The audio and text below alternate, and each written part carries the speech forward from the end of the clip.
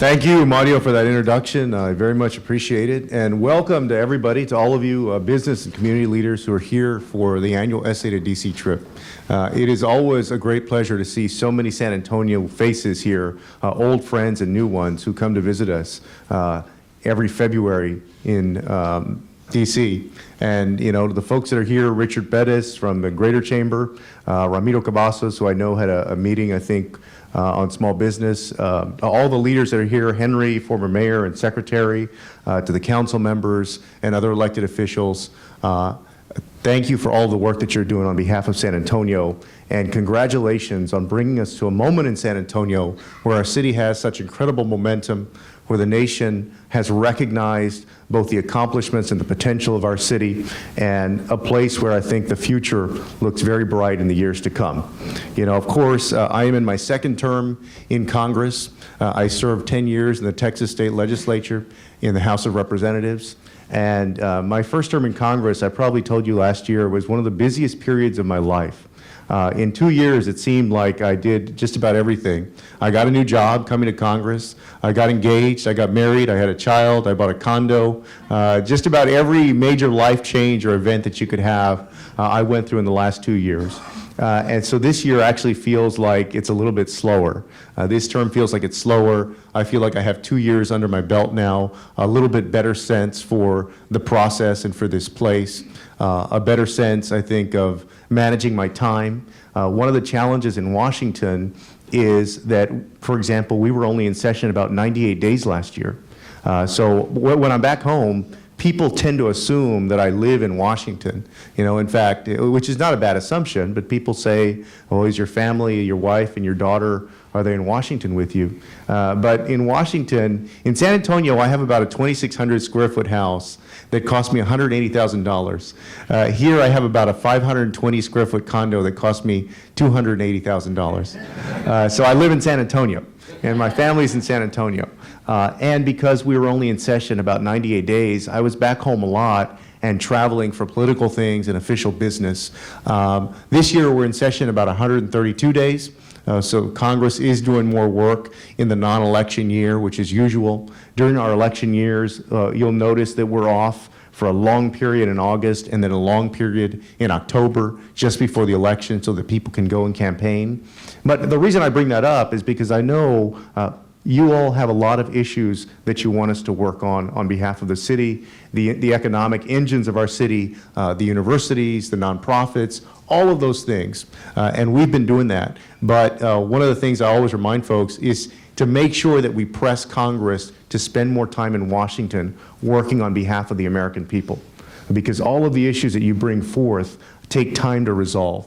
Things don't tend to happen very quickly around here, and the less time that we spend here, the harder it is to achieve some of the things that you guys are asking us to achieve. And with that in mind, what I thought I'd do, because I know our time is short, is as my Chief of Staff, Carlos, was making sure that we hand out a list of all of the things, and not all of them, but most of the things that my office has been working on behalf of all of you all, whether it's flood control at the port, whether it's the San Antonio missions and getting designated as a World Heritage Site, working with our universities. A few months ago, we announced grants to a few schools in San Antonio, like St. Mary's University in my district, for example.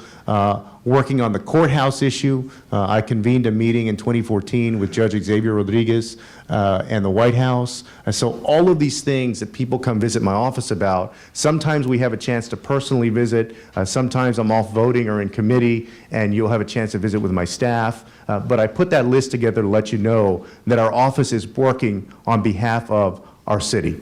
Also, you all know that I'm on the Foreign Affairs and Armed Services Committee, and every 2 years we change subcommittees. Well, Pete Gallego, of course, was replaced by Will Hurd in this last election, and Pete was on a very critical committee. He was on the Readiness Committee. And so what I did is I switched over from my subcommittee over onto the Readiness Subcommittee in case we have any issues that come up with BRAC. You know, all of us in the 1990s remember what a jolt it was to our city to have Barack announce that Kelly Air Force Base was going to be closed. A silver lining with that, a wonderful silver lining, has been the Port of San Antonio, but we certainly don't want to go through that process again. So I wanted to make sure that I would be in the right place. Pete and I, of course, both represented San Antonio. Now I'm the only one that represents well, because Will's not on there, so I'm the only one that represents San Antonio from the Armed Services Committee. So we'll be watching. There was another Texan that joined. Mark Vesey from Fort Worth was already on the Armed Services Committee. Beto O'Rourke, who represents Fort Bliss, was added on the Democratic side to the Armed Services Committee. And Mac Thornberry, who is a Republican from way up in North Texas, I think he's got Amarillo, he is now the chair of the Armed Services Committee, and I've had a conversation with Mac about coming down and visiting Lackland Air Force Base. So hopefully at some point this year, we'll bring him down to tour Lackland and maybe other parts of Joint Base San Antonio to let him know exactly all of the operations that are going on in our city. Now, I handed out that sheet so that you guys in the question period can ask me anything specifically about San Antonio that you might be wondering. But in my remaining time, what I think I'll do is cover some of the highlights of the Congress and a question that I keep getting asked over and over again. What is the next 2 years going to look like?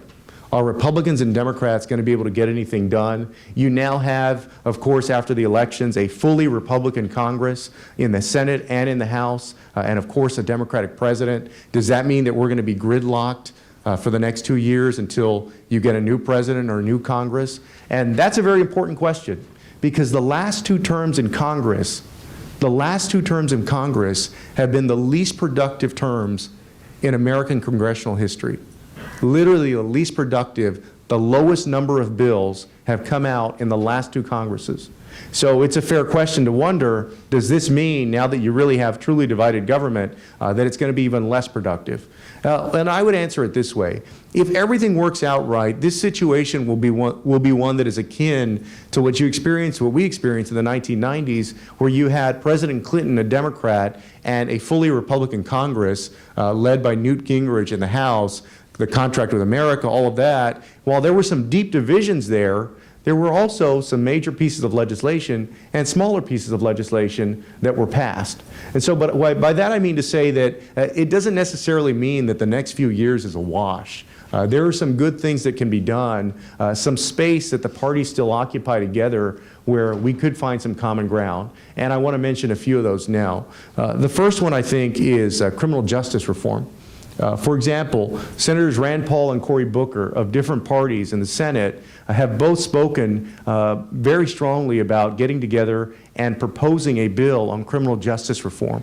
So when we think of sentencing guidelines, for example, the decriminalization movement that's spreading across the country, mandatory sentencing, police body cameras after the events in Ferguson and New York, these are some issues that I would expect would come up in the first half of this year in quite a strong way. If there is any issue, if I had to rank the issues where there may be common ground, I would put criminal justice reform at the top of that list. The second one is probably trade. The president, of course, wants to work with congressional Republicans and Democrats on a trade bill. I am co-chair of the U.S.-Japan caucus. I'm going to be visiting Japan in May, and you can imagine there is a lot of debate and discussion out there because Japan is one of the countries that's part of this TPP agreement. Well, in the United States, in our Congress first, Trade Promotion Authority is going to be the first piece of legislation that's floated, which is essentially to empower the president to negotiate unilaterally with the other nations, or to allow the administration to negotiate unilaterally rather than having the bill come back to Congress. Folks have, of course, asked what my position is on that, and I have kept an open mind. You can imagine in San Antonio and in Texas, there's a wide range of opinion on it, but I've said that I've kept an open mind on it. I was asked to sign on to a letter essentially saying that I would never support Trade Promotion Authority, and I didn't sign that. I stayed off of it because I don't generally, close my mind to things completely unless I see exactly what the legislation is going to say. And so I'm open to it, but I need to see what it looks like. So those are two areas. The third one is immigration reform. I'll be honest with you, with the presidential season coming up, this is going to be a tough one. at least getting comprehensive immigration reform, even though I support it very strongly. I think you all know that. But there are probably pieces of immigration reform that we can perhaps accomplish together. For example, on the high-tech side, the issue of visa workers, the ability for certain industries to get the employees that they need in order to fill the jobs that they've got out there. That's something that we may be able to work on. You know, as Democrats, we proposed doing it all at once, doing a comprehensive bill. Republicans in the last Congress, their argument was, you know, we want to do it piecemeal. But as Henry mentioned, that piecemeal legislation never came. We never saw the pieces come down the pike. I think one of the pieces you'll see this time is visa for high-tech workers and other workers. And so, you know, perhaps that'll be something that that both parties can agree on. With respect to particular business issues, I mentioned trade, but the other one, a few others, I am a strong supporter of reauthorizing XM, the Export-Import Bank. That's a big issue for many of our San Antonio companies, some of our small business companies, Holt Caterpillar, Boeing, some of our other aerospace companies that are there. And so around the time that the reauthorization was going to come, we ended up doing a short-term thing. You'll notice a lot of the policy around here is no longer 4 or 5 year policy. It has moved to this, what is, you know, very unsettling 6 month, sometimes 3 month policy making, which creates an incredible uncertainty for everybody. But, you know, that's the state of play right now. So the last time the XM came up, I was going to organize with the TAB, the Texas Association of Business, Bill Hammond and his group, a call with all of the Texas Democrats to make sure that we were on the same page and to see how we could be helpful in the reauthorization. As it turned out, there was a deal struck before that came about. But I've told Bill, and I'll tell the chambers now, that however we can be helpful on that, please let us know. And, you know, many folks have reached out, but just know that I'm staying on top of that issue and that we'll be helpful on it. I mentioned immigration reform. We know that, and I said it on the Bill Maher show the other day, there are 4 or 5 or 6 major American industries that would not exist the way they do but for immigrant labor. On the high-tech side, you have many folks, immigrants from all over the world who come here and start businesses, a lot of them based in Silicon Valley, some of them based in Austin and other places in Texas, who help our economy and our high-tech sector thrive. On the low-tech end in agriculture, the agriculture sector self-reports that 50% of its workers are undocumented. And so we know that a lot of our industries wouldn't prosper the way they do but for immigrant labor, both on the high-tech and the low-tech ends. So making sure that we do that. The other part is education. You know, we've got to make sure that we have an educated workforce so that we're able to attract the jobs that we want in San Antonio. This is a familiar refrain, and Henry, I know, you know, folks who served certainly in the 80s and 90s and even before that heard this refrain, which is you would meet somebody who was just about to graduate from college or just graduated, and you would ask them, you know, what are you going to do? You know, where are you going to go work? What are you going to do? And these folks would say that they were going to move to Austin or Houston or Los Angeles or somewhere else because they couldn't find the kind of job they wanted in San Antonio. They couldn't find the job in engineering, in computer science, in manufacturing, in whatever the field was. They couldn't find that job in San Antonio. That is something that I know Henry worked aggressively to change. Many of our mayors and city leaders have worked aggressively to change. And we've done a better job about it. We've still got a ways to go. And one of the ways we change that is by improving our education system. That's what Pre-K for SA was about. It was a message that we're going to take our destiny into our own hands, that we weren't going to wait for Austin or Washington to help our city. Well, I filed a Pre-K for USA bill, which would essentially give grants around the country to cities that develop, well, municipal governments that develop these programs, these Pre-K programs. So it is a way to essentially replicate what we are doing in San Antonio.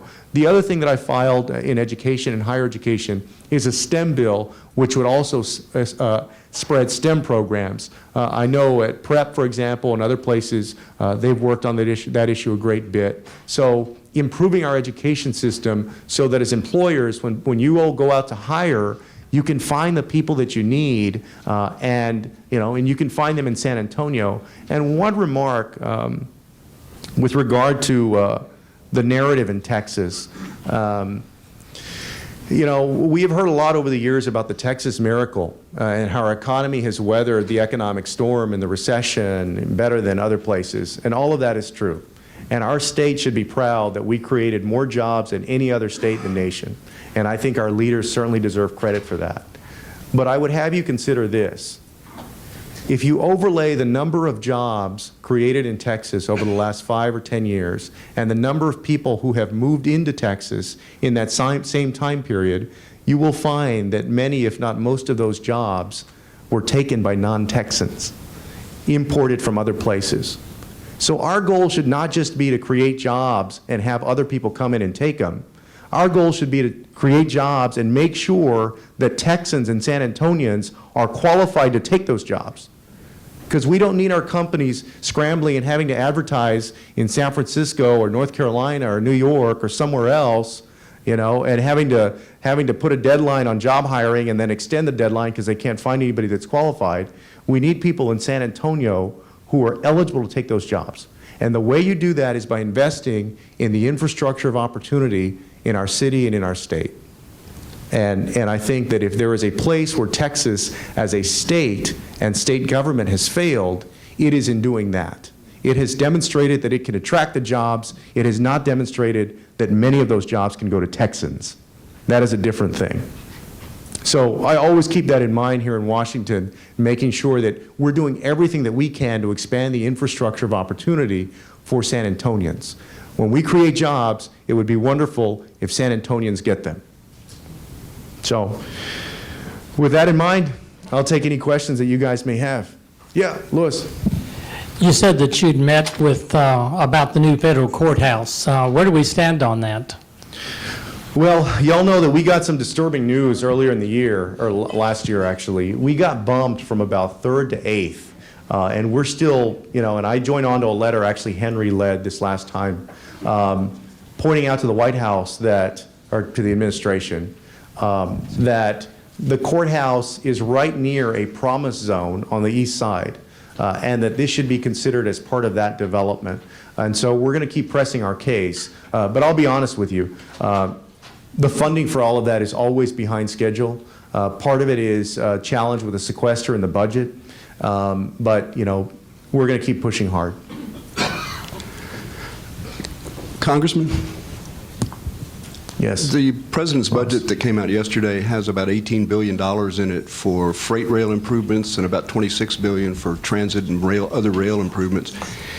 Could you tell us what we might do in order to keep that money in the budget that's eventually passed, and how to secure some of that money for our area, particularly in San Antonio and Austin, since the focus of that freight rail money is, at least according to the initiative that was announced, is to benefit trade corridors and export initiatives? Well, Ross, first of all, thank you over the years for all of your work on the Lone Star Rail Line, on transportation issues.